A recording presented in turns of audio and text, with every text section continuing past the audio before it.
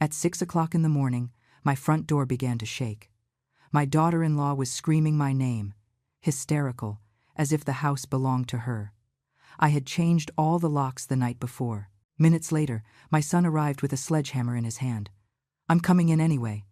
But just as he raised his arm to strike, a voice behind me said simply, "Let him be. I'll handle this." The door opened, and what they saw on the other side left them pale. The pounding echoed like war drums. Each blow shook not just the wood of the entryway, but something deep inside my chest. Jennifer, my daughter-in-law, was screaming in that shrill voice I knew all too well. "Margaret, open this damn door. Who do you think you are? This house is as much mine as it is yours." I stood on the other side, barefoot on the cold hardwood floors of my living room, my heart beating so hard I could feel the pulse in my temples. My hands were shaking, not from fear, but from something worse. Rage contained for 3 months. Rage that had fermented in silence until it turned into something cold and calculated. I looked at the wall clock, the one my late husband Robert had bought in Switzerland 30 years ago. It was 6:07 in the morning. Mr. Sterling, my attorney, would arrive in 20 minutes. I just had to hold on. "Mom?" Now it was the voice of Christopher, my son, my only son. "I know you're in there. Open up right now." I heard a different sound, metallic, heavy, and then his voice, but with a tone I had never heard before. "I'm coming in anyway, with or without a door." I peeked through the peephole. Christopher was holding a sledgehammer, the kind used in construction. His eyes were bloodshot. Jennifer, by his side, had her arms crossed and a twisted smile on her lips, a smile of anticipated victory. I felt my legs go weak. Was this how it all ended? My son, the baby I nursed, the boy I cared for when he had pneumonia at 7 years old, the young man I helped pay for his first car. Was he going to break down my door? Then, a deep voice resonated behind me. "Let him be. I'll handle this." I turned my head. Mr. Benjamin Sterling was standing in the hallway in his impeccable gray suit, a leather briefcase in his hand. He had arrived early, much earlier than agreed. "How did you get in?" I whispered. "Through the back door, Mrs. Margaret, just as you instructed last night." He looked at me with those calm eyes that conveyed authority. "Open it for them. It is time they see what they have lost." My hand went to the deadbolt. I slid it back slowly. I turned the knob. The door opened. And the moment Christopher and Jennifer saw Mr. Sterling standing there, with his imposing presence and steely gaze, the sledgehammer fell to the floor with a dull thud. The two of them went pale, literally, as if they had seen a ghost, because they knew exactly who this man was. And they knew their plan had just crumbled. But before I tell you how I ended up changing the locks of my own house to protect myself from my son, I need you to understand something. I wasn't always this woman. The Margaret who opened that door with steady hands didn't exist 3 months ago. 3 months ago, I was someone else, a fool, naive. A mother who believed that love could conquer all. If you want to know how a 68-year-old woman went from being the perfect victim to slamming the door in her own family's face, subscribe to this channel, because what comes next will change the way you view a mother's love forever. Mr. Sterling didn't smile. He didn't need to. His mere presence was enough to shift the entire energy of that threshold. He took a step forward, standing right beside me, and spoke with that voice that had terrified dozens of scammers in the courtroom. "Good morning, Christopher, Jennifer." He paused deliberately. "I regret to inform you that you no longer have legal authority to enter this property without the express consent of the owner." Jennifer was the first to react. Her face went from pale to bright red in a matter of seconds. "Who the hell do you think you are? We live here. We have rights." The attorney opened his briefcase with infuriating calm. He pulled out a thick manila folder and extracted several documents. The sound of the paper was the only thing heard besides my son's heavy breathing. "I am Attorney Benjamin Sterling, State Notary Public. And these," he lifted the papers, "are documents certifying that, as of 11:45 last night, March 15th, this property located at 328 Maple Drive, Oakwood Suburbs, was transferred into an irrevocable trust in the name of Mrs. Margaret Elizabeth Sullivan, widow of Evans."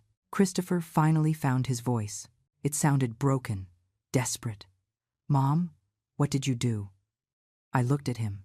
I really looked at him. And in that moment, I saw the scared little boy who used to hide behind me when his father scolded him. But I also saw the man who, 2 weeks ago, had told his wife that I had already lived long enough. What I should have done 3 months ago, Christopher. Protect myself. Jennifer let out a hysterical laugh. Protect yourself. But we take care of you. We keep you company. Without us, you'd be alone, dying in this huge house. Mr. Sterling interrupted her without raising his voice. Ma'am, I suggest you watch your words. Everything you say at this moment can and will be used against you if Mrs. Margaret decides to proceed legally. Legally? Christopher took a step forward. But I invested in this house. I paid for the roof repair. I put money in for the new HVAC system. This house is as much mine as it is hers. There it was. The lie he had been feeding for 3 months. The lie he had repeated to me so many times I almost believed it. The attorney smiled for the first time. It was a small smile, almost imperceptible, but it was there. Oh, really? Interesting. Because according to the bank records Mrs. Margaret provided me, the roof was repaired in August of last year with $12,000 that she withdrew from her personal savings account. The new furnace and air conditioning unit were installed in October, also paid for by her, totaling $8,000. Would you like me to continue? Christopher opened his mouth, closed it, opened it again. He looked like a fish out of water. Jennifer changed tactics. She brought her hands to her chest, and tears began to roll down her cheeks. Tears she had perfected over these 3 months. Mother-in-law, Margaret, I don't understand. We are family. How could you do this to us? After everything we've shared? Something broke inside me. But it wasn't my heart. It was the last chain of guilt binding me to this farce. Family? My voice came out stronger than I expected. You talk to me about family, Jennifer? The same family that sold my late husband's fine china for $1,000? The same family that conned me out of $15,000 lying about an illness to pay for a nose job? Her face fell apart. The tears kept falling, but now they were tears of panic. I was sick. The doctors at the Hillside Cosmetic Surgery Center, right? The attorney pulled out another document. I have the receipt here. Rhinoplasty and aesthetic reconstruction. $15,000, paid on January 18th, 3 days after you received the money from Mrs. Margaret. Christopher turned toward his wife with an expression I had never seen on him. Confusion, anger, fear. Is that true? Jennifer took a step back. You knew that. Christopher, don't make me look bad. I knew? My son's voice went up 3 octaves. I knew you stole from my mother? There was the crack, the first fissure in their perfect alliance. The lawyer seized the moment. You have 48 hours to completely vacate this property. You may take your personal belongings, clothing, electronics that you can prove are yours, and nothing else. Any item belonging to Mrs. Margaret that is removed without authorization will be considered theft, and we will proceed legally. You can't kick us out, Jennifer screamed. We have children, Noah and Emma. Where are we going to live? For the first time in the conversation, the attorney seemed genuinely annoyed. Perhaps you should have thought of that before planning to put those children's grandmother in a cheap state facility so you could sell her house and buy a condo in downtown. The silence that followed was so thick you could cut it with a knife. Christopher looked at me. His eyes were glassy. How do you know that? I reached into the pocket of my robe and pulled out a small digital recorder, the one my neighbor Patricia had taught me to use. I placed it in the palm of my hand and pressed play. Jennifer's voice came out clear, sharp, unmistakable. It's almost done, babe. Just a few more months, and we convince her to sign the house over to you. She's old, lonely. She needs us. Afterward, we can put her in that cheap nursing home and sell this property. It's worth easily $800,000. That's enough for the condo in the city we want. And then Christopher's voice. You're right. My mom has already lived enough. We deserve this house. I stopped the recording. Christopher fell to his knees on the front step. Literally, his legs wouldn't hold him anymore.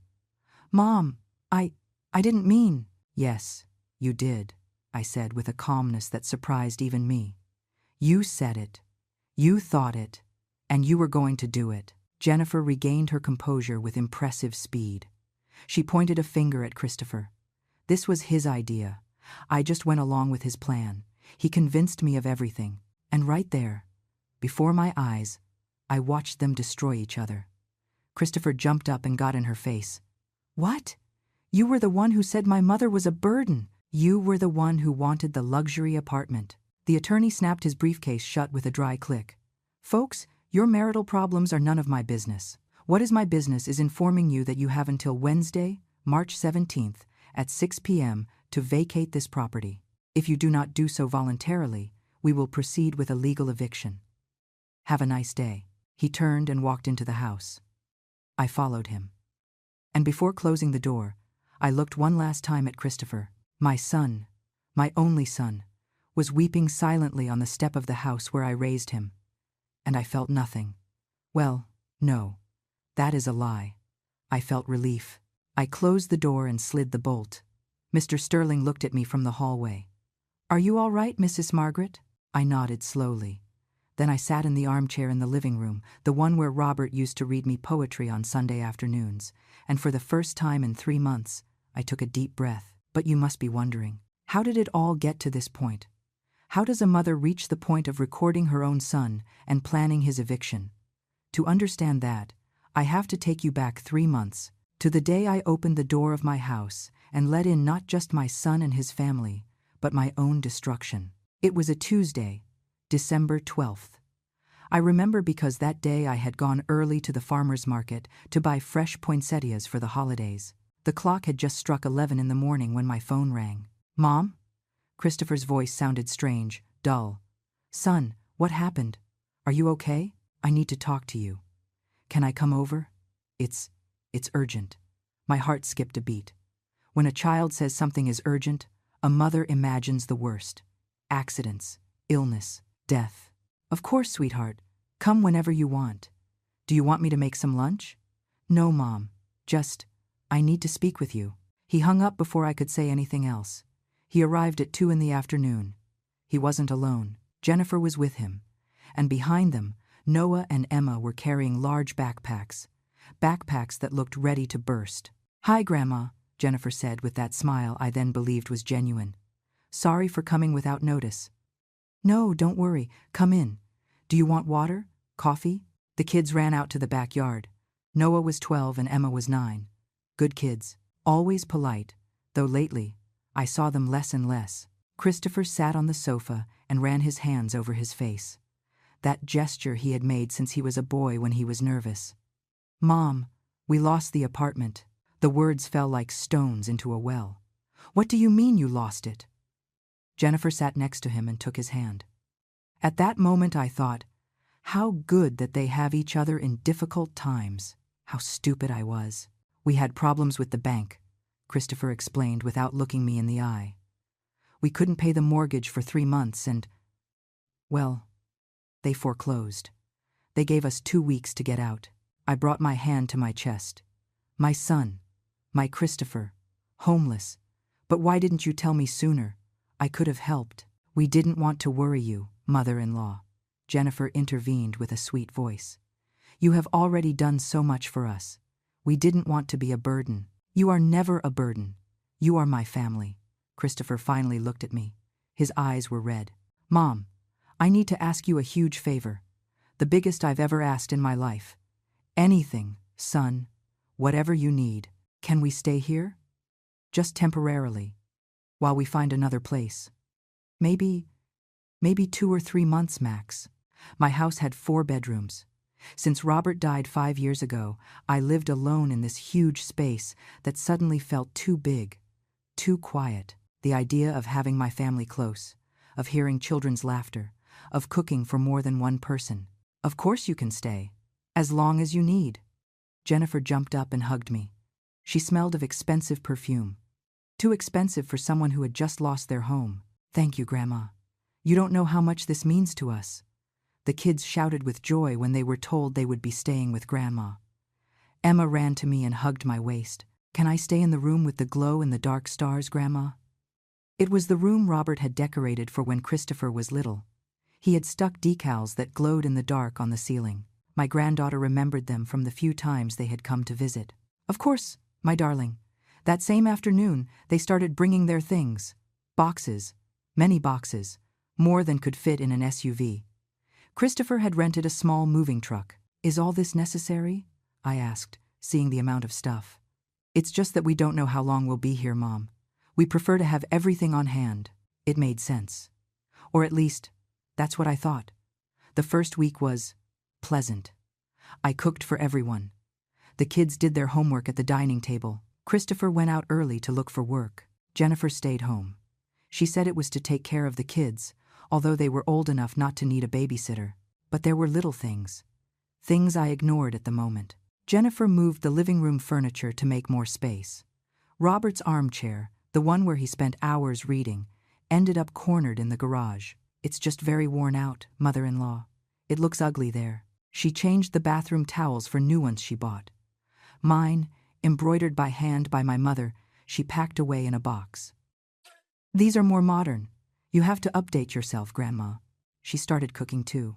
But not food I liked. Different food, with spices I had never used. And when I tried to cook something traditional, she would sigh. Oh, Grandma, so much fat isn't good for anyone. One day, 2 weeks after they arrived, I came down for breakfast and found that the dining room curtains were gone. Where are the curtains? I asked. Jennifer was making a smoothie in the blender. She didn't even turn around. I took them down. They blocked the natural light. Your house was very dark, mother-in-law. It needed clarity. Those curtains. I had sewn them myself. It took me 3 weeks to finish them. They had a design of embroidered birds that my mother taught me to make. But I liked those curtains. They were very old, Grandma. It was time for a change.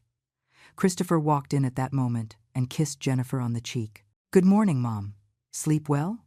Son, did you see that Jennifer took down the dining room curtains? Oh, yeah. Looks better like this, right? More light. But I made them. It took me a long time.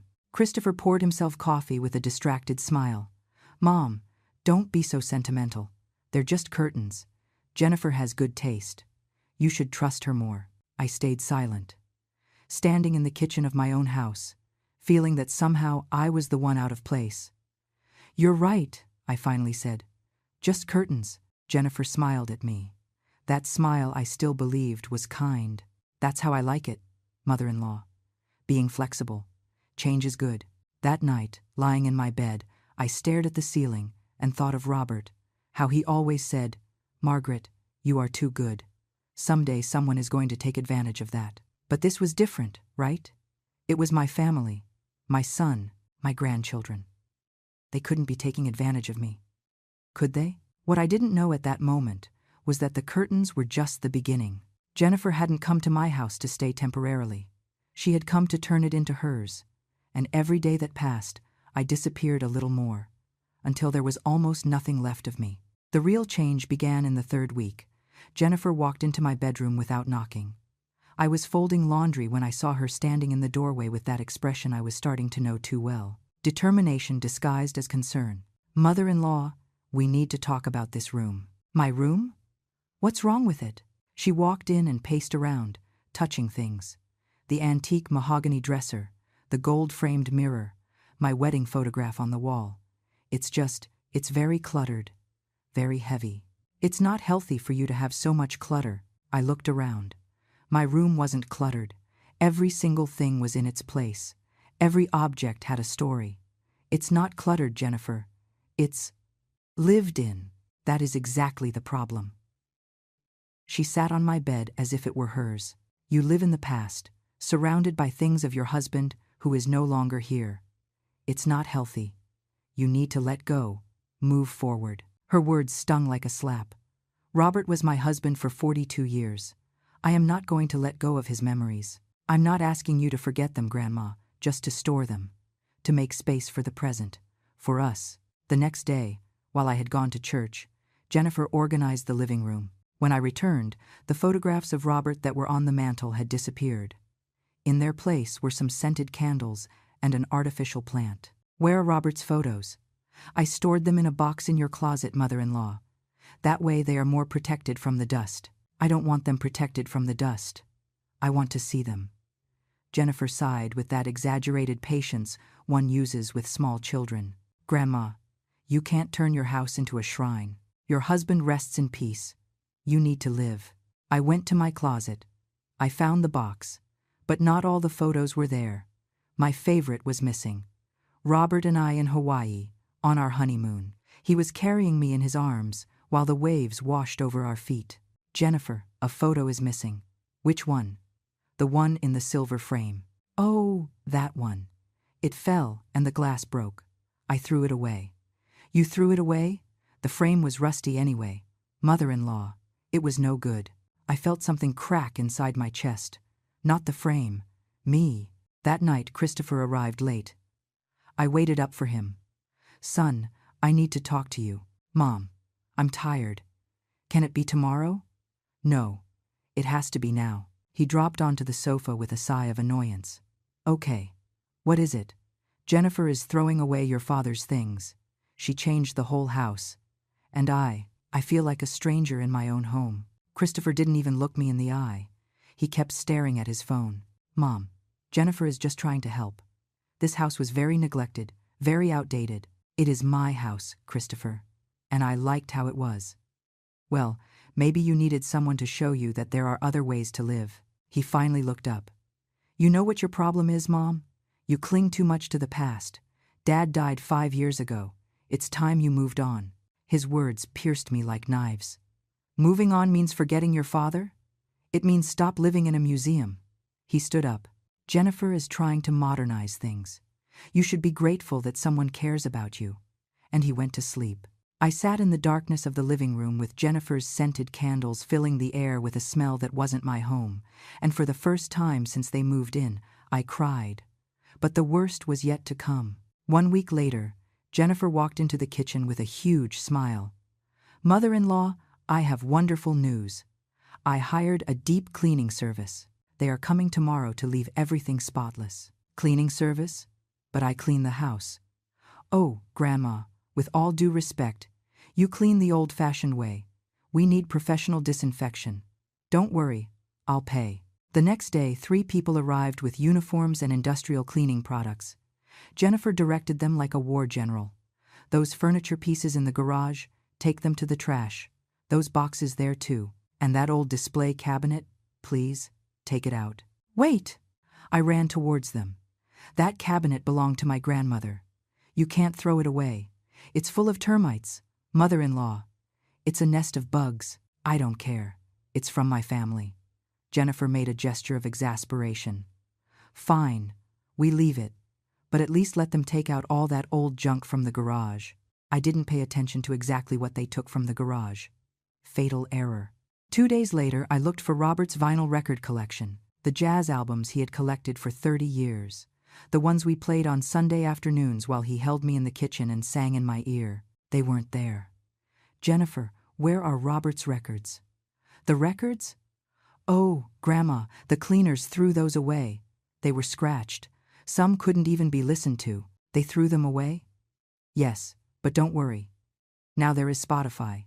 You can listen to any song you want. I sat on the garage floor, right there, where Robert's armchair once was, where his records once were. Our life. And I wept like I hadn't wept since his funeral. Jennifer appeared in the doorway. Oh, mother-in-law, don't be so dramatic. They are just things, just objects. But they weren't just objects. They were pieces of my life, pieces of Robert, pieces of me. And she was throwing them in the trash, one by one. That night I told Patricia, my lifelong neighbor. She was 72, and a widow like me. We sat in her garden with herbal tea. Margaret, that woman is erasing you, she said with her characteristic frankness. She is erasing your history to write hers. But she is my daughter-in-law, my son's wife. And that makes her more dangerous, because she comes with a family label. And you, out of respect for your son, tolerate what you wouldn't take from a stranger. Her words kept spinning in my head all night. The next day, Jennifer painted the living room, without warning, without asking. When I arrived from the store, the walls that had been peach-colored for 20 years were now dark gray. Do you like it? She asked with pride. It's the trendy color. It looks very elegant. I chose that peach with Robert. We spent a whole weekend painting together. Well, now it's gray. Peach was out of style, mother-in-law. You have to update. Christopher arrived and applauded. Wow, it looks incredible, babe. Very modern. Your mother isn't happy, Jennifer said with a victim's voice. Christopher looked at me with disappointment. Mom, really? Jennifer is making an effort to improve the house, and you just complain. I didn't ask for it to be improved. I liked it how it was. Well, nobody else liked it. It was depressing. That word. Depressing. As if my life with Robert had been depressing. I went to my room without dinner. And that night, lying in the dark, I realized something terrible. I no longer recognized my own house. The walls, the furniture, the smells, everything was different. Everything was Jennifer's, and I was becoming a tenant in my own home. But if they thought losing my memories was the worst thing Jennifer did to me, they were wrong. Because what came next wasn't just stealing objects, it was stealing something much more valuable. And when I discovered it, I understood that my daughter-in-law wasn't just manipulative, she was a thief. And my son, my own son, knew it. It was a Thursday afternoon, January 18th. I remember the exact date because it would have been Robert's birthday. I always put fresh flowers by his photograph that day, but his photograph wasn't in the living room anymore. It was stored in a box in my closet. I went down to the kitchen to make myself some tea. I needed something to calm me down. I had slept poorly the last few days. Nightmares where my house became smaller and smaller, and I couldn't find the exit. Jennifer was in the dining room with her laptop open. She was talking on the phone with someone. Yes, I still have it. It is authentic fine china. Vintage, it has 24-karat gold details. A pause. No, it is not stolen. It is from my family. Another pause. $800 is too little.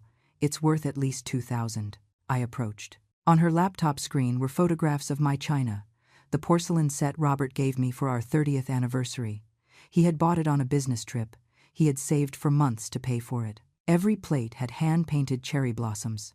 Every cup had a gold rim. The complete set. 12 soup bowls, 12 dinner plates, 12 cups with their saucers. We never used it. It was too valuable. I kept it in the dining room cabinet just to admire it. Jennifer. My voice came out trembling. What are you doing? She looked up with a calm smile. Too calm. Oh, Grandma. I am selling the china. Selling? My china? Well, technically it is in your house, but nobody uses it. It is just gathering dust, and we need the money urgently. I felt the floor move beneath my feet. Robert gave me that china. It is not for sale. Grandma, be reasonable. They are just plates, and we are in a very difficult situation. Christopher hasn't found work.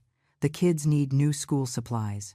The rent for the storage unit where we keep our things is due next week, and we don't have the money to pay it. And for that, you are going to sell my things? They are not just your things, mother-in-law. We are family. What is yours is ours. That is how families work. My hands were shaking. My heart beat so fast I felt the pulse in my ears. Cancel that sale. Now. Jennifer closed the laptop with a dramatic sigh. You know what your problem is, Grandma? You are selfish. We take you in. We take care of you. We keep you company so you aren't alone in this huge house. And you aren't capable of helping us when we need it most. What are you going to do with those plates? Look at them until you die? Her words hit me like punches. It is not selfishness. It is my history. It is what Robert left me. Robert is dead, mother-in-law. The dead don't need dishes. The living need money to eat. At that moment, Christopher walked in. He came with a bag of pastries. What's wrong? I can hear yelling from outside. Your mother doesn't want us to sell the china, Jennifer said with the voice of a scolded child. She prefers her grandchildren to go hungry rather than part with some old plates. Christopher looked at me with that expression that broke my soul. Disappointment, exhaustion, annoyance. Mom, seriously, you're going to make a drama over some plates? They aren't just plates. They are the anniversary gift your father gave me. And I am sure Dad would prefer his grandchildren to eat rather than having plates stored away that nobody uses. He approached Jennifer and put a hand on her shoulder. Sell the china, babe. My mom will understand. I will not understand. You have no right. Jennifer stood up with tears in her eyes. Perfect tears that rolled right down the center of her cheeks without ruining her makeup. You know what, Grandma? You're right. We have no right to anything. We are just a burden to you. Christopher, you heard your mother. We aren't welcome here. Better we pack our things and go to the street. Whatever. What does it matter if the kids sleep in a shelter? At least the mother-in-law's china will be safe. Babe, don't say that. Christopher hugged her and looked at me harshly. Mom, do you see what you're doing? Do you see how you hurt her? I couldn't believe it. Somehow I was the villain of the story. Christopher, that china is worth a lot to me. Well, to us, it's worth being able to eat, my son shouted. He had never shouted at me like that. But don't worry, Mom. We won't touch your precious china. We won't touch anything. In fact, we better go so you can live alone with your memories and your things without anyone bothering you. He started walking toward the stairs.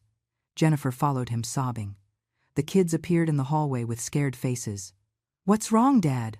Noah asked with a small voice. Nothing, son. We are going to pack. Your grandmother wants us to leave. I didn't say that, I screamed. But no one listened to me. 2 hours passed, 2 hours in which I heard movement upstairs. Boxes dragging, doors closing, Emma's soft crying, and me, sitting in the kitchen, with trembling hands on the table, wondering how I had reached this point. Finally, Christopher came down. Alone. Jennifer is upstairs packing suitcases. The kids are confused and scared. I hope you are proud of yourself. Christopher, I only asked that you not sell your father's china. And what did you want us to do, Mom? Beg in the street? Stop eating? He sat in front of me with glassy eyes. I thought you were different. I thought you would understand. But it turns out you are like all the selfish old women who only think about their things and not their family. Those words. Selfish old women. My own son. Okay, I whispered. Sell the china. What? Let her sell it. If that is what you need, let her sell it. Christopher blinked, surprised.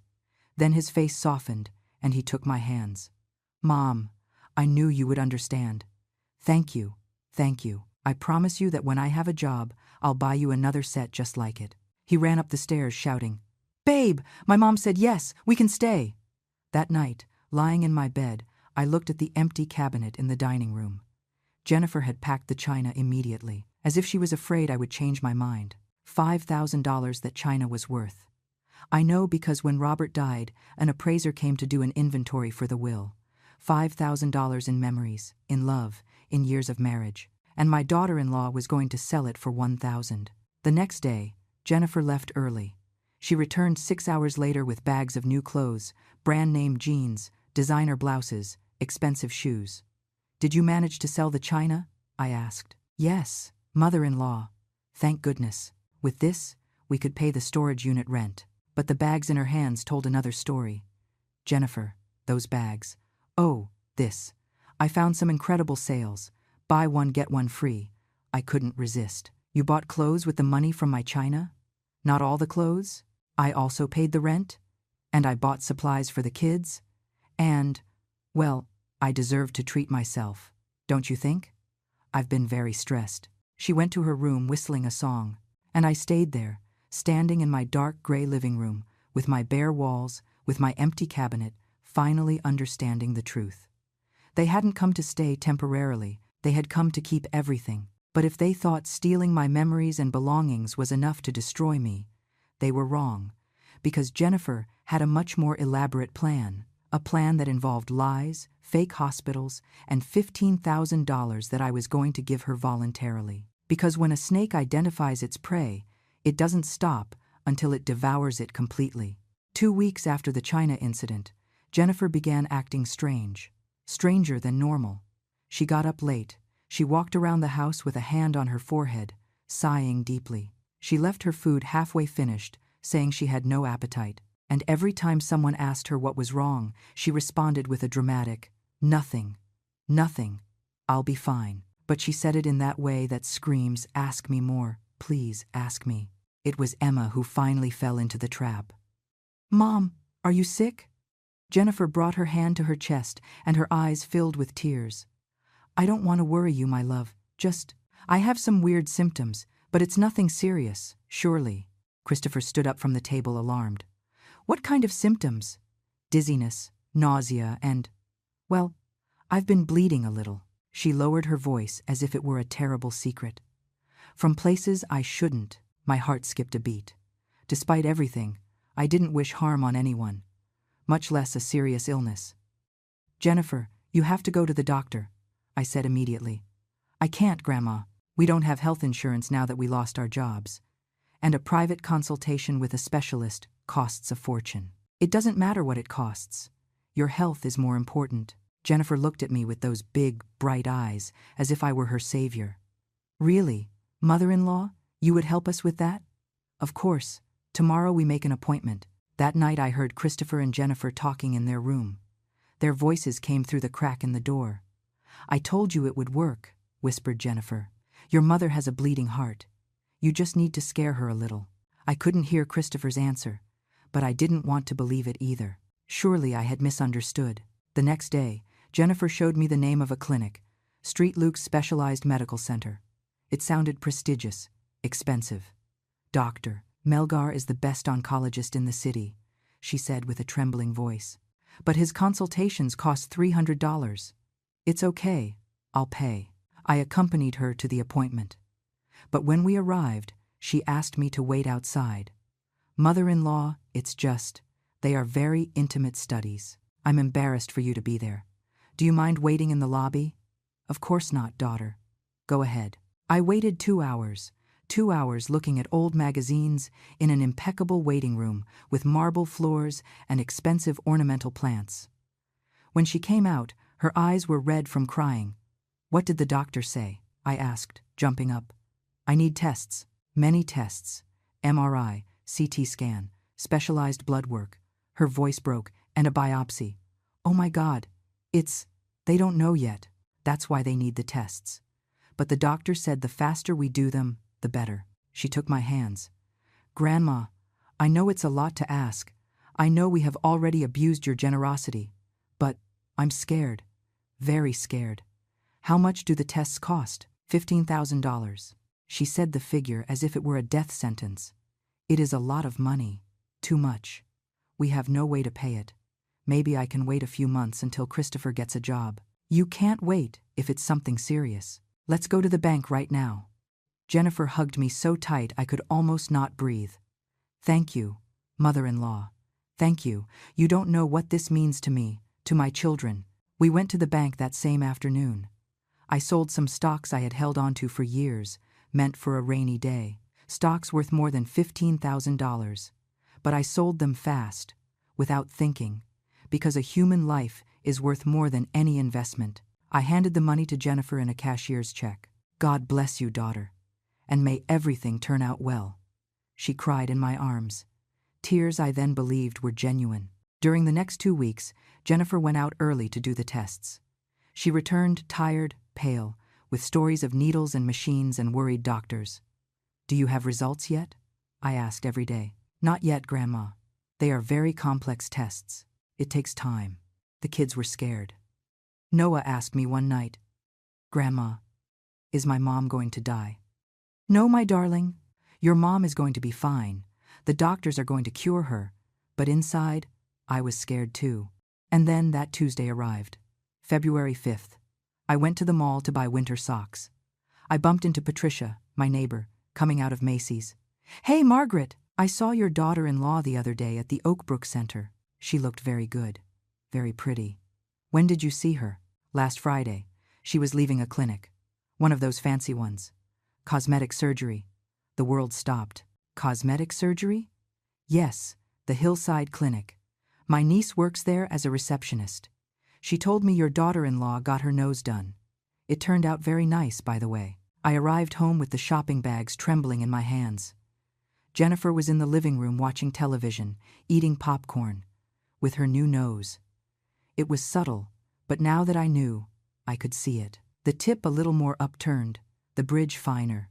Jennifer, can I talk to you? Sure, Grandma. What's up? I ran into Patricia at the mall. Her face didn't change. Not a muscle. Oh, how nice. How is she? Good. She told me she saw you leaving the hillside clinic. Silence. The cosmetic surgery clinic, I continued with a trembling voice. Last Friday, the day you were supposedly getting the MRI. Jennifer left the bowl of popcorn on the table, slowly, carefully. Mother-in-law, can I explain? Explain what? My voice came out higher than I intended. Explain that you lied to me? That you conned me out of $15,000 with an invented illness? I didn't invent anything. I did feel bad. You got a nose job. With my money. She stood up from the sofa with that speed that scared me. And so what if I did? What is the problem? I also deserve to feel good about myself. Not everything is about you and your needs. It was my money. Money I gave because I believed you were sick. I was sick. Sick with insecurity. Sick with low self-esteem. She touched her nose with pride. This surgery saved my life as much as any cancer treatment. I couldn't believe it. I couldn't believe the nerve. I want my money back. Jennifer let out a laugh. A cold laugh that froze my blood. Your money? Grandma, you gave it to me. It was a gift. No returns. It was not a gift. It was for your medical treatment. And I used it for medical treatment. Reconstructive surgery. It's the same thing. At that moment, Christopher walked in. He was wearing a restaurant uniform. He had finally gotten a job as a waiter. What is going on here? I can hear yelling from the street. Your mother is harassing me, said Jennifer with the voice of a perfect victim. She is claiming I used the money she gave me for a surgery I needed. A surgery you needed? I turned to my son. Christopher, she lied to me. She told me she had cancer. She got $15,000 out of me to operate on her nose. I expected my son to take my side, to be indignant, to confront her. But instead, he sighed with exhaustion. Mom, we already knew Jennifer was going to operate on her nose. The floor disappeared beneath my feet. What? It bothered her a lot. She had wanted to fix it for years. I told her to take advantage since you offered the money. I didn't offer money for cosmetic surgery. I offered money because I believed she was sick. Christopher approached and spoke to me as if I were a small child. Mom, does it really matter what the money was used for? At the end of the day, you helped your daughter-in-law feel better about herself. You should be proud. Proud? You lied to me. We didn't lie to you. We simply didn't give you all the details. He shrugged. Besides, what were you going to do with those $15,000? Keep them until you die? At least now they served for something useful. Jennifer crossed her arms with a satisfied smile. If I were you, I wouldn't make such a scandal, mother-in-law, unless you want us to leave. Because if we continue arguing like this, it's going to be impossible to live under the same roof. It was a threat, disguised as concern, but a threat nonetheless. And the worst part is that it worked, because the idea of being left alone again, of returning to the silence of this empty house, terrified me more than losing money. Okay, I whispered. Forget it. That's how I like it, Mom. Christopher patted my shoulder. Tomorrow everything will be better. You'll see. I didn't sleep that night. I stayed awake, staring at the ceiling, feeling how every piece of me was crumbling. My china, my memories, my money, my dignity, what was left? And more importantly, how far would they go before I disappeared completely? But what I didn't know was that Jennifer and Christopher weren't going to settle for $15,000, nor for my belongings, nor for my house renovated to their taste. No, they wanted everything, and I was about to discover exactly how far they were willing to go to get it. Because one night I went down for a glass of water, and I heard a conversation that would change my life forever. It was February 22nd, 2:37 in the morning. I know because I looked at the clock before getting up. My throat was dry, that kind of dryness that wakes you up and won't let you go back to sleep until you drink water. I put on my robe and went down the stairs slowly. The wooden steps creak at night, and I didn't want to wake anyone. The house was dark, except for the moonlight coming through the hallway window. I was halfway to the kitchen when I heard voices. They were coming from the back patio, voices whispering, Christopher and Jennifer. Something in my instinct told me not to turn on the light, not to make noise. I stood paralyzed by the kitchen door leading to the patio, hidden by the shadows. And if it doesn't work? It was Christopher's voice. It sounded nervous. And if she refuses? She won't refuse. Jennifer's voice was cold, calculating. Nothing to do with the sweet tone she used with me. It's almost done, babe. We just need a few more months. A few more months of what? Of softening her up, of making her feel she needs us, that she is old, that she can't do it alone anymore. I heard the sound of a cigarette lighting. Jennifer smoked in secret. She thought I didn't know. In about 3 months, Max, she continued. We convince her to sign the house over to you, for her own security. Understand? We tell her that if something happens to her, if she falls, if she gets sick, it's going to be a tremendous legal problem, that it's better to have everything in order. My heart began to beat so strong I feared they would hear it. And if she suspects? Asked Christopher. She won't suspect. She is alone. She has only us. And besides, Jennifer let out a giggle, we have already shown her who is boss here. We threw out her things, changed her house, took money from her, and she did nothing. Absolutely nothing. She is weak, Christopher, and the weak always lose. I felt my legs trembling. I leaned against the wall so as not to fall. And then what? My son's voice sounded hesitant. After she signs? After. Jennifer exhaled the smoke. After. We convince her she would be better off in a residence, a nursing home. There are cheap ones near the industrial park, like $4,000 a month, nothing compared to what this property is worth. A nursing home? But Mom? Your mom has lived, Christopher. She had her time. She had her happy marriage with your father. She raised her son. And what about us? Are we going to live our whole lives squeezed in small apartments, paying eternal rent, while she lives alone in this huge house? But she is my mother, and for that very reason we aren't going to leave her on the street. We are going to pay for a home. She will be well taken care of. She will have food, a roof, nurses. Her voice became harder. Christopher, this house is worth minimum $800,000. $800,000. Do you know what we can do with that money? There was silence. A long and heavy silence. We could buy the condo downtown that we saw, Christopher said finally. His voice no longer sounded hesitant. It sounded excited. The 3-bedroom one with the park view? Exactly.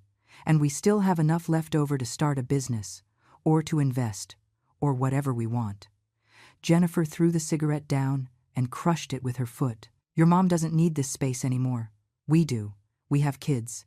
We have a future. She only has a past. And if she says no? If she doesn't want to sign? Jennifer laughed. A laugh that chilled me to the bone. She won't say no, because by May she will be so worn out, so tired, so emotionally lonely that she will sign whatever just so we don't abandon her. Trust me. I know how these old women work. My grandmother was the same. You just need to break their spirit little by little. And when they have no strength left to fight, they are yours. You're right. Christopher's voice now sounded convinced. My mom has already lived enough. We deserve this house. Those words, my mom has already lived enough. We deserve this house. Coming out of my son's mouth. My only son. The baby I carried for 9 months. The boy I nursed. The teenager I helped with homework until midnight. The young man I supported when no one else believed in him. My son, planning to steal everything from me and put me in a cheap nursing home. I felt something break inside my chest. But it wasn't my heart. It was something deeper. It was the last illusion that my family loved me. Let's go to sleep, said Jennifer. Tomorrow I have to continue the theater of the perfect daughter-in-law. It's costing me work to pretend I like her. They laughed. Together, accomplices. I heard their steps approaching the door. I moved fast, going up the stairs as quietly as I could. I reached my room just as I heard them entering the house. I got into bed, closed my eyes, but I didn't sleep. I wasn't going to sleep peacefully again for a long time, because in that conversation, in those horrible minutes hidden in the dark, the naive Margaret died, and another was born.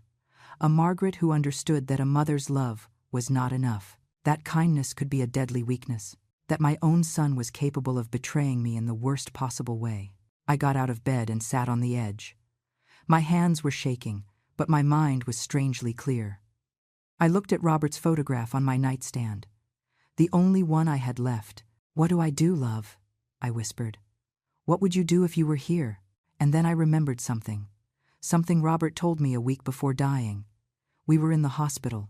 He already knew he wasn't going to make it out of there. Margaret, when I'm not here, people will come who will want to take advantage of you, of your kindness, of your loneliness. And I need you to promise me something.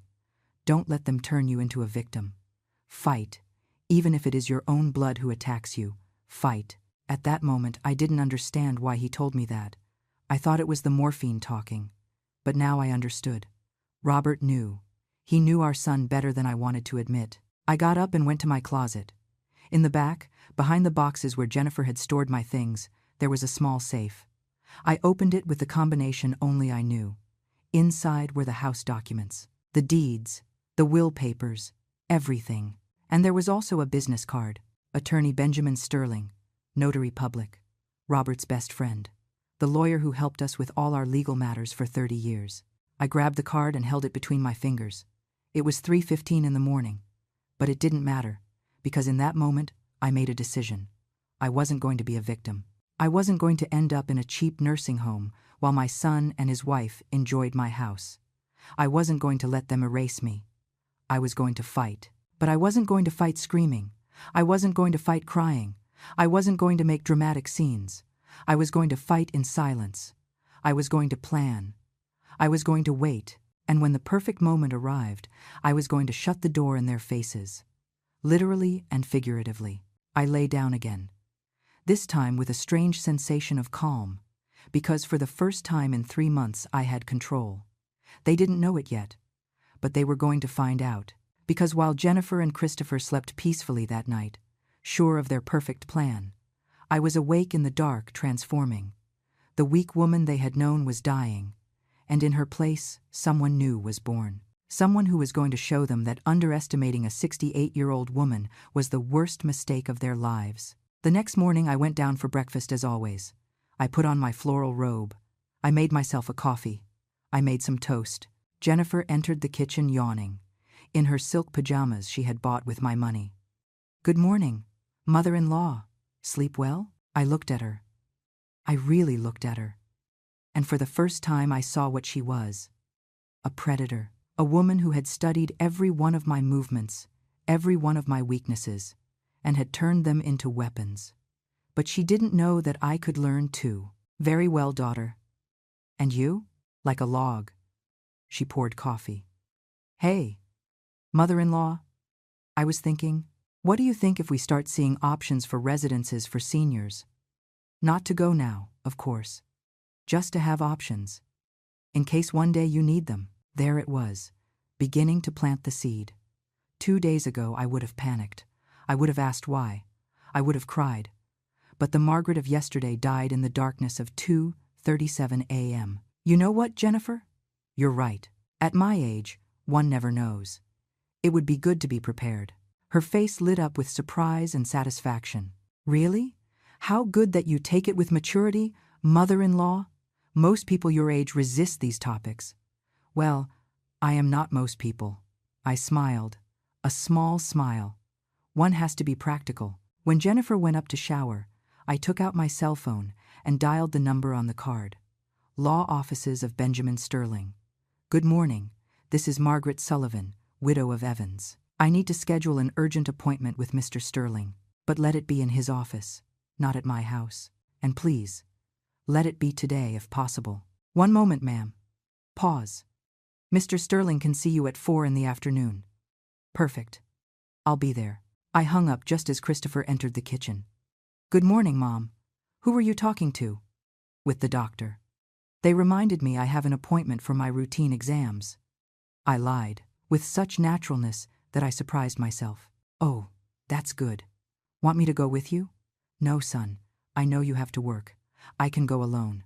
At 3 in the afternoon, I left the house. I took an Uber to Mr. Sterling's office downtown. The secretary showed me in immediately. The attorney stood up from his desk when he saw me. He was 70 years old, hair completely white, and those eyes that had seen everything. "Mrs. Margaret." He gave me a sincere hug. "How long has it been? Robert would be happy to know you finally sought me out." Finally, he pointed me to a chair and sat in front of me. "Robert asked me to look after you when he was no longer here. He made me promise that if you ever needed legal help, I would be there. 5 years have passed, and this is the first time you call me." He paused. "So tell me, what is happening?" And I told him everything. Absolutely everything.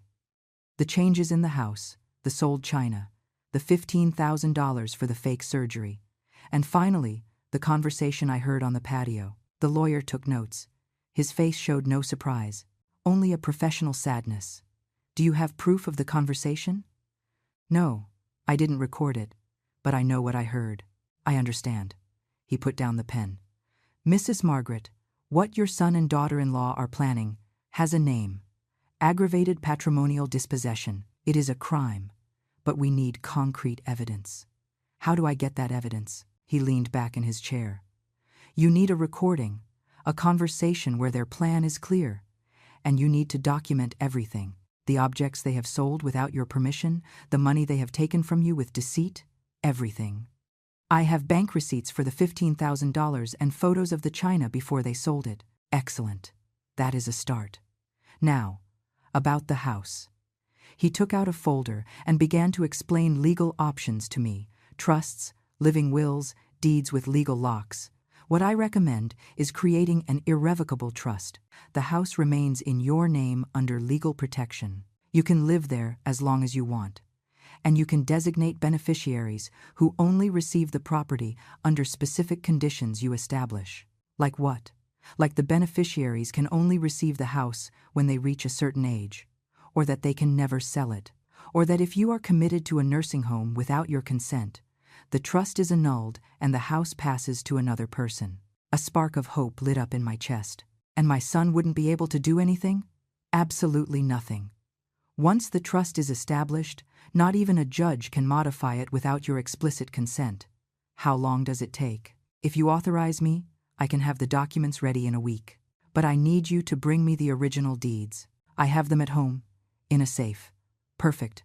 And one more thing, Mrs. Margaret." He leaned forward. "I need you to act normal. Don't raise suspicions. Continue being the same Margaret they know. Because if they suspect you are planning something, they will accelerate their plan. And that complicates things for us." "I understand. Can I do it?" "I know you can. Robert always told me you were much stronger than you appeared. Only you had never had to prove it." I left the office with a folder full of documents, and for the first time in months with something I had forgotten existed: hope. But I also left with a mission. I needed that recording. That night, while we ate dinner, I acted perfectly normal. I smiled. I served the food. I asked about everyone's day. Jennifer looked at me with approval. "You look happy today, mother-in-law. Did something good happen?" "Just that the doctor said I am in very good health for my age. I have years ahead still." I saw her smile freeze for a fraction of a second. Years ahead didn't enter into her plans. "How nice, Grandma, how nice." The next day, I went to visit Patricia, my neighbor. "Patricia, I need your help." "Anything, Margaret." "What do you need?" "I need to learn how to use a recorder, one of those small ones that can be hidden." Patricia asked no questions. She had known me for 30 years. She knew that if I asked for something like that, it was for a good reason. "My grandson gave me one last year because I'm afraid of forgetting things. I've never used it. It's yours." She taught me to operate it. It was the size of a USB stick. It could be hidden anywhere. And it recorded with impressive clarity. "Thank you, friend." "Are you in trouble?" I was in trouble. Now I am in solutions. During the next week, I went 3 more times to the lawyer's office. I brought the deeds. I signed documents. I established the trust. And every night, I left the recorder on in different places in the house. In the living room, in the dining room, on the patio. I recorded conversations of Christopher and Jennifer talking about accelerating the process, about pressuring the old woman more, about how much longer they were going to tolerate living there. And finally, one night, I recorded pure gold. They were in their room. They thought I was already asleep. The recorder was hidden behind a plant in the hallway, right outside their door. Jennifer said with a clear and audible voice, "It's almost done, babe. In a few more months, we convince her to sign the house over to you. She's old, lonely, she needs us. Afterward, we can put her in that cheap nursing home and sell this property. It is worth easily $800,000. That's enough for the condo in the city we want. And Christopher responded, "You're right. My mom has already lived enough. We deserve this house." It was almost identical to the conversation I had heard weeks ago. But now I had it recorded, with the date, with the time, with their unmistakable voices. The next day, I took the recording to Mr. Sterling. He listened to it completely, twice. Then he nodded. "This is sufficient, more than sufficient. What follows? Now we wait. Your trust is ready. The documents are registered. Legally, your house is protected. But I want us to have a moment of maximum impact. A moment where they show their true nature in front of witnesses. How? Provoke them. Do something that forces them to show their true colors. And when they do, I will be there." I thought about it for 2 days. What could I do that would force them to show their plan? And then it occurred to me. On March 14th, during dinner, I said casually, "Christopher, Jennifer, I have been thinking, you are right.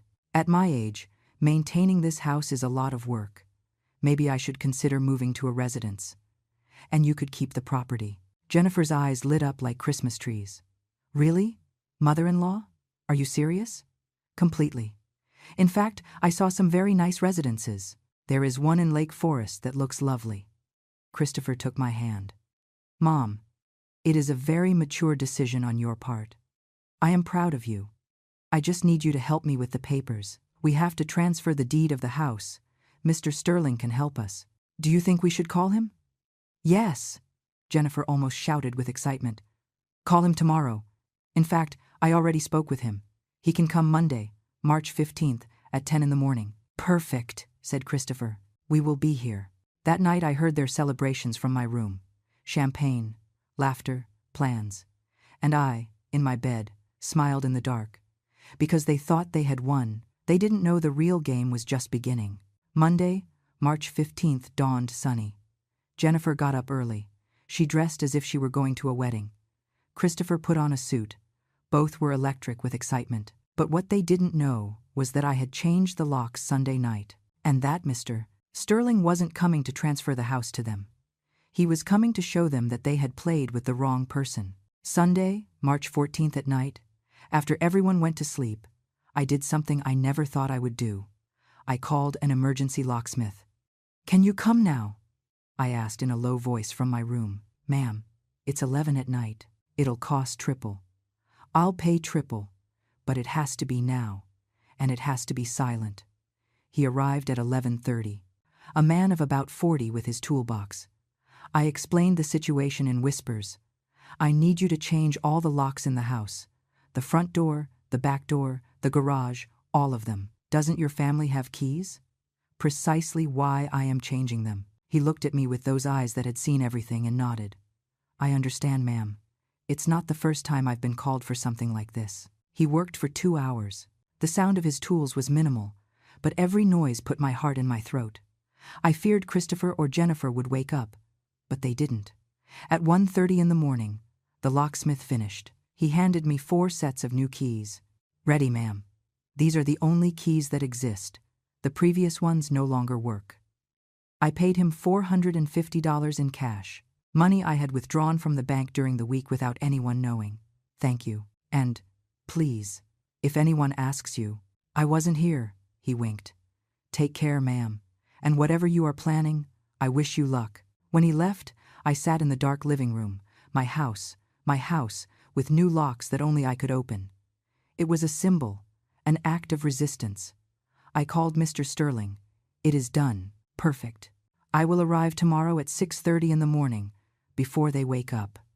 You open the back door for me, as we agreed, and I stay inside until the indicated moment. And if this goes wrong, it won't go wrong, Mrs. Margaret. Trust me, and trust yourself. Tomorrow, you get your life back." That night I slept 3 hours, but not from fear, from anticipation. Monday dawned. Christopher and Jennifer got up early, excited. Jennifer put on a wine-colored dress, heels, perfect makeup. She looked as if she were going to sign a $1 million contract, which in her mind she was. "Good morning, mother-in-law.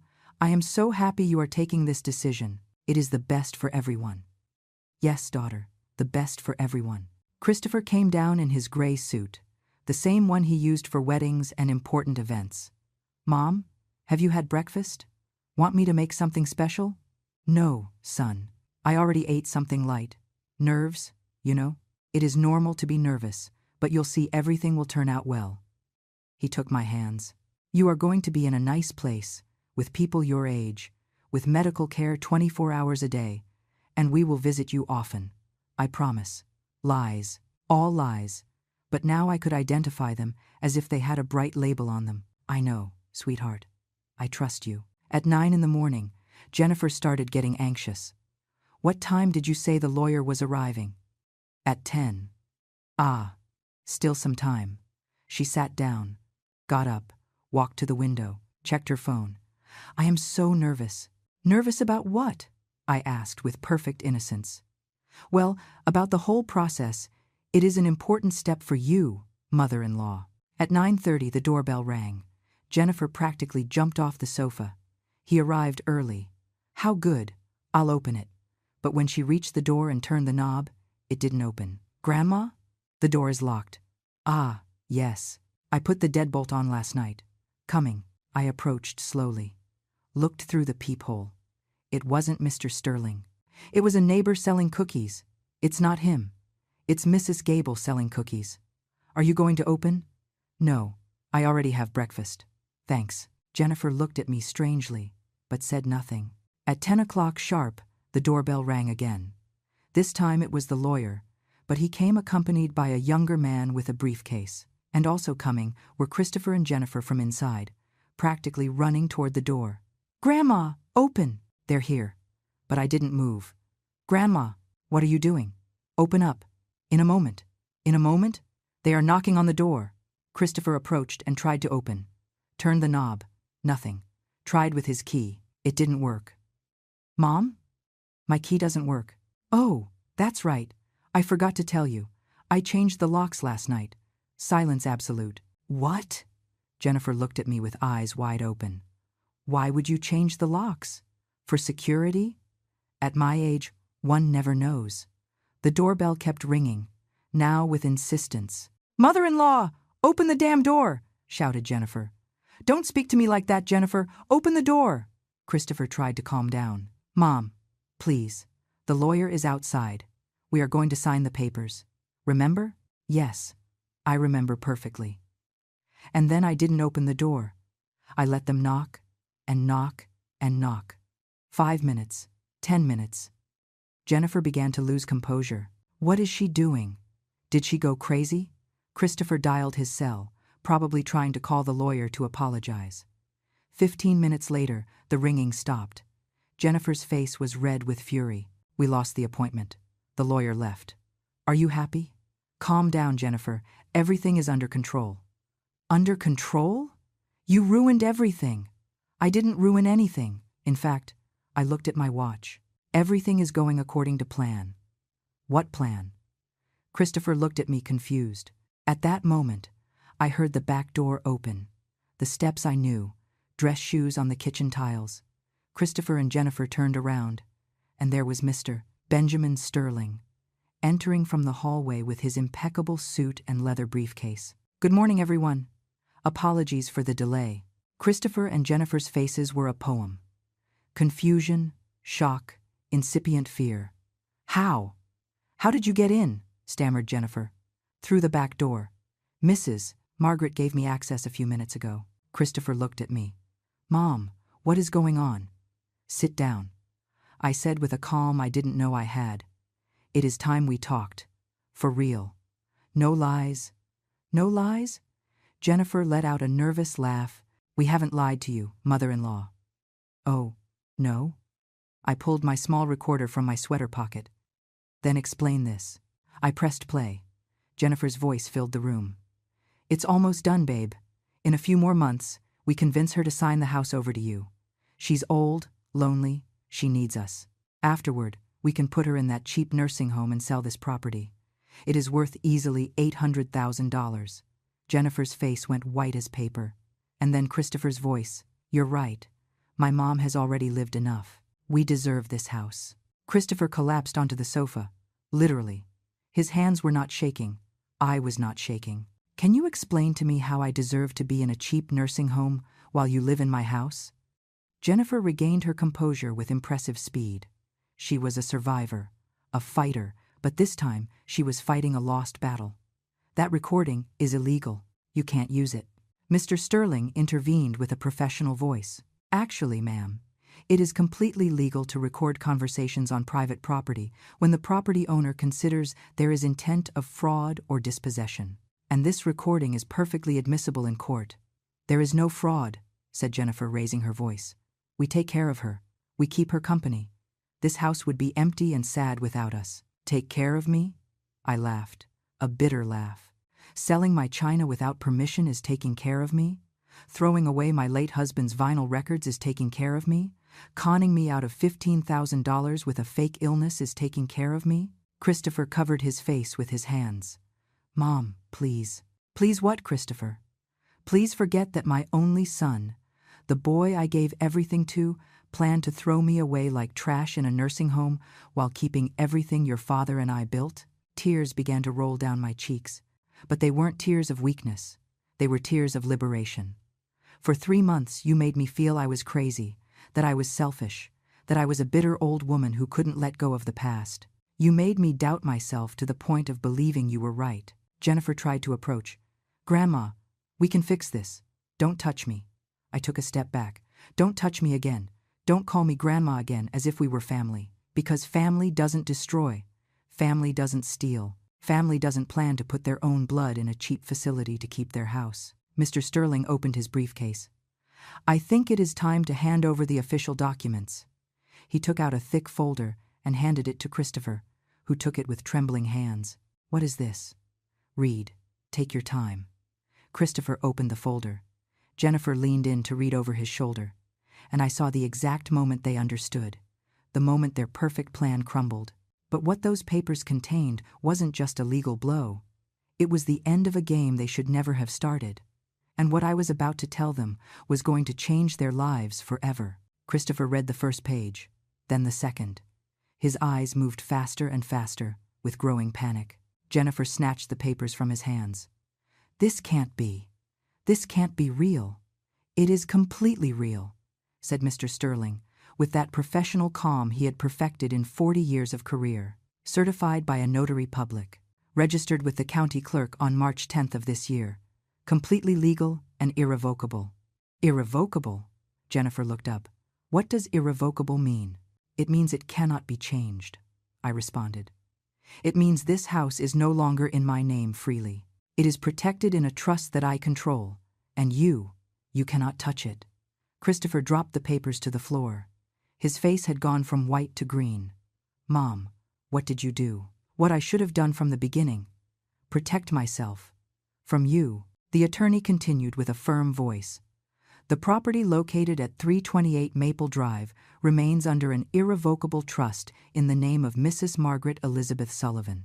She maintains a life estate, meaning she can live here until her passing. The beneficiaries of the trust are her grandchildren, Noah and Emma, who will receive the property when they turn 25, with the express condition that they can never sell it. It must remain in the family. That is unfair, screamed Jennifer. Christopher is her son. He should inherit. Christopher lost that right when he planned to rob me. We weren't going to rob you. We were going to take care of you in a residence. I pulled another paper from my pocket. I had printed it the night before. Are you referring to the Shady Pines Geriatric Center near the industrial park? The one that costs $4,000 a month and has 1-star ratings on the internet, where complaints talk about rotten food, abuse, and medical negligence? Jennifer opened her mouth, closed it. She had no answer. I investigated. Jennifer, I investigated everything. I know exactly what kind of place you planned to send me to while you lived in the city. Christopher finally found his voice. It sounded broken, desperate. Mom, please, we are family. We can fix this. I was just scared. About money, about the future. Jennifer pressured me, and I. Now you blame your wife? I interrupted him. Very brave of you, Christopher. Very brave. Jennifer exploded. This was his idea. He was the one who said we deserved the house. He was the one who researched the cheap nursing homes. I just followed his plan. And there it was, the mutual betrayal, destroying each other in front of my eyes. I don't care whose idea it was, I said with a coldness that surprised myself. You both planned it, you both lied to me. You both stole from me. You are both equally guilty. Mr. Sterling took out more documents. Now, let's move to the topic of economic restitution. Mrs. Jennifer, you obtained $15,000 under deception, specifically lying about a serious illness. That constitutes fraud. Mrs. Margaret has two options. Proceed legally with a lawsuit for fraud, or you return the full money within 30 days. I don't have $15,000, squealed Jennifer. I already spent it. Then we will have to proceed legally. Fraud can result in prison time, depending on the penal code. Jennifer turned to Christopher. Say something. Do something. She's your mother. But Christopher was paralyzed. In complete shock, the lawyer continued relentless. Furthermore, there is the issue of the unauthorized sale of private property. The fine china set had an estimated value of $5,000. It was sold without the owner's consent. That is theft. She told me I could sell it, lied Jennifer desperately. I have witnesses who say otherwise, and I have photographs of the china with original dates proving it was Mrs. Margaret's property for 15 years. Jennifer began to pace back and forth like a caged animal. This is a nightmare, a damn nightmare. No, I said with a firm voice. This is justice. Mr.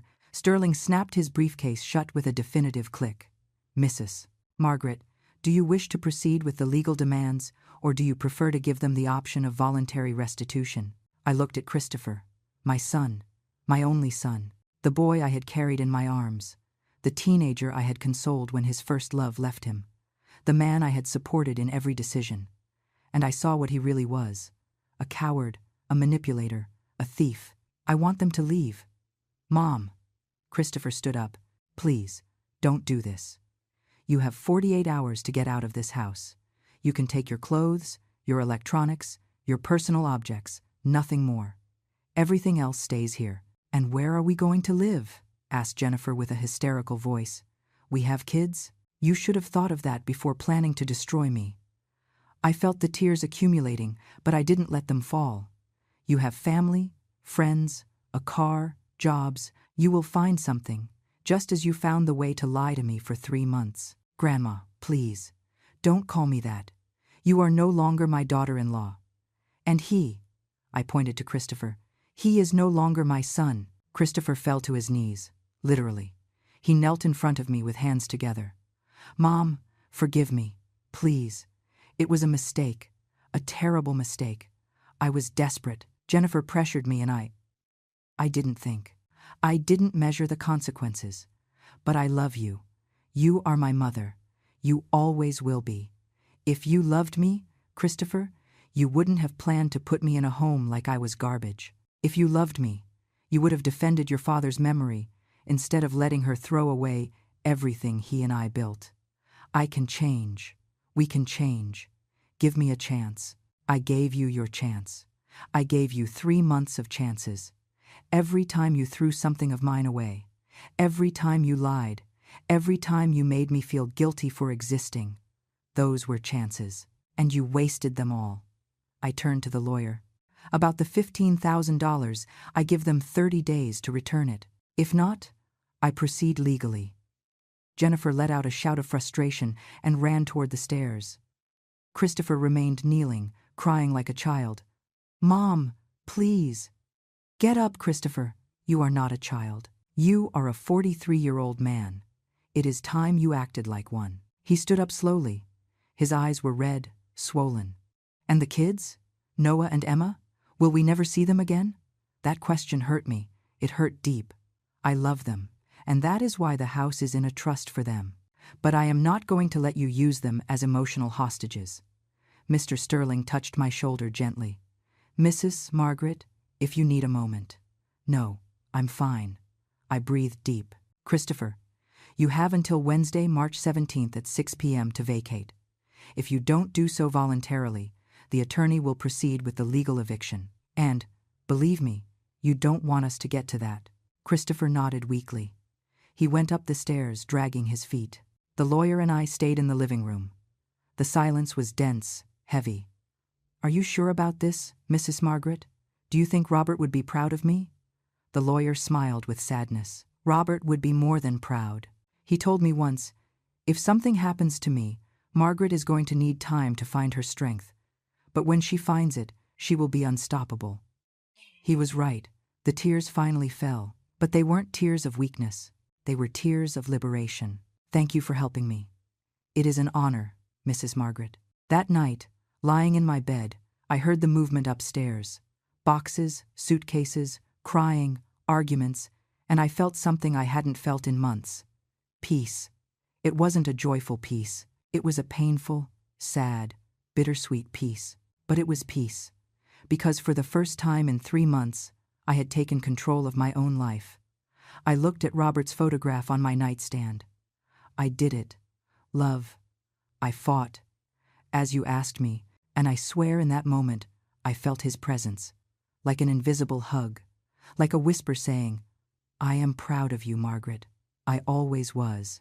The next day, Patricia came to visit me. She brought coffee cake and pastries. "How do you feel?" "Like I survived a war." "You survived, friend. And you won." "It doesn't feel like victory. It feels like loss. Because you love your son, and that is never going to change." She took my hand.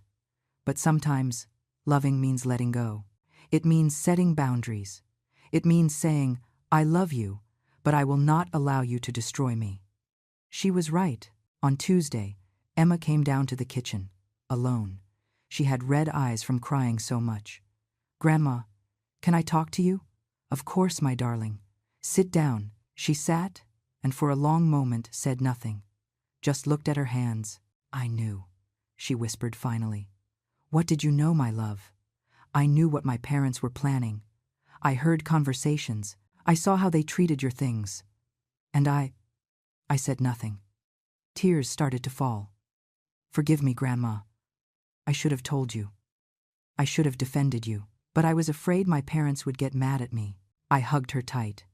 "You are not to blame, Emma. You are a child. It is not your responsibility to fix the mistakes of adults. But I feel so bad. I know.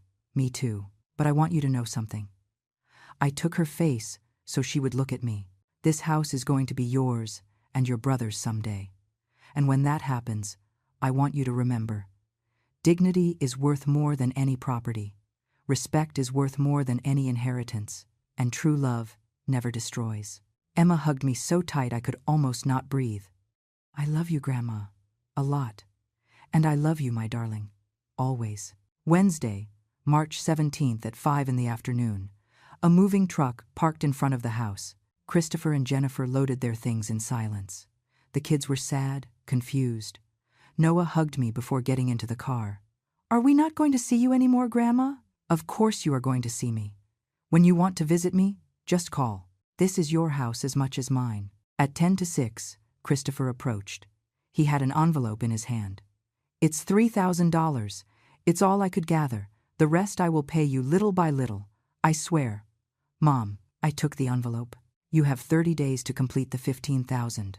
Not a day more." "I know." He lowered his gaze. "Mom, I know I don't deserve your forgiveness. I know what we did was unforgivable, but I want you to know that I regret it. Truly. I know, Christopher, but regretting it doesn't erase the damage. Regretting it doesn't return the memories you destroyed. Regretting it doesn't erase the words you said. I know." His voice broke. "Someday, will you ever be able to forgive me?" I looked him in the eyes. "My son, my traitor. I don't know. Maybe. With time. With a lot of time. But for now I need you to leave. I need to heal, and I can't do it with you here." He nodded. A tear rolled down his cheek. "Goodbye, Mom. Goodbye, Christopher." He got in the car. Jennifer didn't even look at me. She started the engine with a screech of tires, and they left. I stayed standing in the entrance of my house, watching the car disappear around the corner. Patricia appeared at my side. "Are you okay?" "No, but I will be." That night I ate dinner alone in my dining room. But it wasn't a sad dinner. I made lasagna, just how my mother taught me. I put on music, Robert's big band records, the ones I had downloaded on my phone because Jennifer had thrown away the originals. And while I ate, I looked at my house. The walls were still gray, but I could paint them again. The curtains were still missing, but I could sew new ones. The memories had been destroyed, but I could create others, because that is what strong women do. We don't give up, we don't break, we rebuild. Epilogue. 3 months later. It was June. The hydrangeas on my street were in bloom, filling the air with that purple color Robert loved so much. I had repainted the walls, peach, again. I had sewn new curtains with embroidered flowers. I had put photographs of Robert all over the house. And something else. I had begun to survive. I took painting classes at the community center. I met other women my age, women with similar stories, women who had also survived family betrayals. We became friends. We supported each other. We reminded each other that we were more than mothers, more than wives, more than caregivers.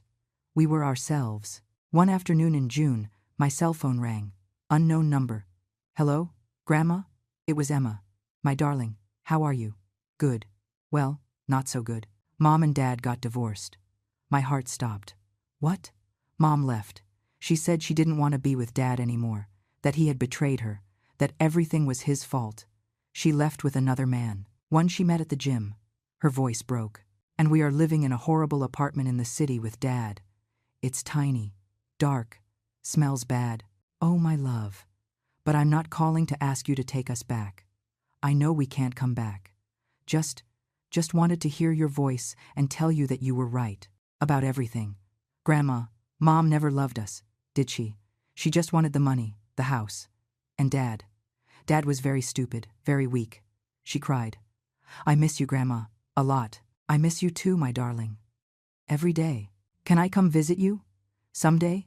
You can come whenever you want. This was always your house. Thank you, Grandma. I love you. And I love you, my love. Always. I hung up and stared at the phone for a long time. Jennifer had left. Like snakes, she had found another victim, another plan, another opportunity. And Christopher was paying the consequences of his decisions. I didn't feel joy, but I didn't feel guilt either. I felt acceptance. Sometimes, life teaches us the hard way, and sometimes people have to lose everything to understand the value of what they had. That night, sitting on my patio under the stars, drinking chamomile tea, I reflected on everything that had happened.